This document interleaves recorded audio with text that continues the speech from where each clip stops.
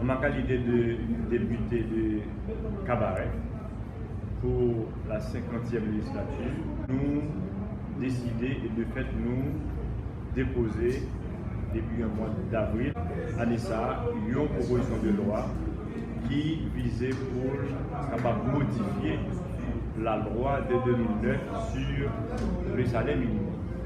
Une bagaille qui pousse nous à déposer la loi, c'est que eh bien, de 2009 à date, ça fait 9 ans. Depuis maintenant, nous avons une loi eh bien, sur le salaire minimum qui était présentée par eh l'ex-député Benoît. Eh bien, après 9 ans, eh bien, nous nous rendons compte que la loi, il y a des problèmes d'application. Problèmes d'application par rapport à l'organe, il y aurait les CSSA. CSSA, quoi, le CSS, c'est le Conseil supérieur des salaires. Donc, pas oublier, la loi de 2009 dit très clairement, eh bien, 3 mois avant la fin de l'exercice fiscal, il faut que le CSS, les CHITA, pour le capable d'essayer de réviser ou bien, augmenter le salaire minimum là. Mais nous gardons de 2009 à date maintenant, à cause des problèmes qui liés à la composition du CSS, eh bien, le CSS n'est pas en mesure maintenant pour le capable bailler au salaire minimum. D'où nous proposons une proposition de loi qui visait premièrement à faire justice sociale à secteur ouvrier parce qu'il est capable de revendiquer un salaire minimum de 1000 gouttes et parce que par rapport à un discours de la vie. Donc nous connaissons que le goût de la vie en pile négatif et par rapport avec le dollar qui a monté. Donc c'est de bon ton, c'est de droit que ça est capable de garder sur maintenant un discours de la vie pour être capable de bailler un salaire minimum vital. Donc cette fois-ci, la loi ça va pas prélever.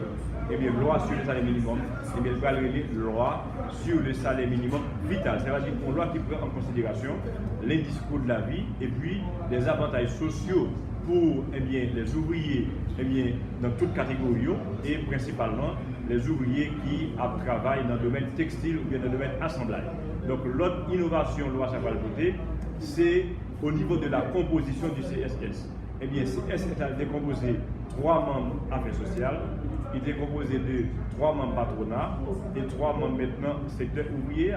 Donc nous voyons que l'État a son instrument au main maintenant de ceux-là qui détiennent maintenant les moyens de production. Par rapport à ça, nous voyons que SSA il manque indépendant, donc il n'est pas capable de autonomie pour le salaire minimum qui est vraiment équitable. D'où proposition de loi ça nous présente, il reformuler la composition, il va faire une nouvelle composition avec ces SSA, qui va gagner là-dedans IHSI, qui est dans le domaine statistique, qui a capacité pour apprécier les discours de la vie.